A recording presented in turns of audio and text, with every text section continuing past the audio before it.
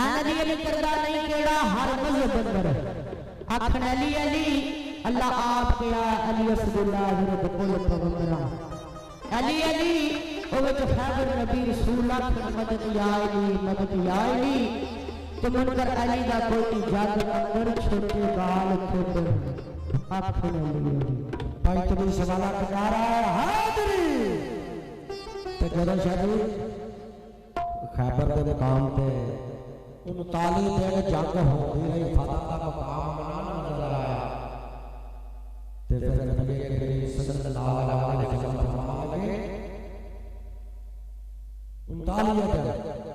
रात को नबी पाक सल्लल्लाहु अलैहि वसल्लम ने फरमाया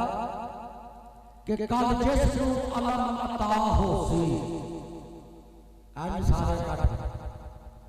आख्या कल जिसनु अलम अता होसी आम बंदा नहीं हो रब दा वली होसी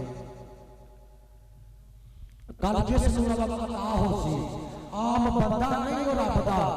वली होसी ओदे हत्था उत्ते फतह लिखी होसी खून हाशमी ते शेरे जली होसी ते किला खैबर दा कितना मजबूत भी है ये फरमान सरकार दो आलम सल्लल्लाहु अलैहि वसल्लम ने किला खैबर दा कितना मजबूत भी है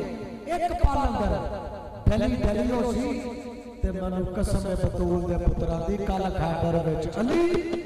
अली होसी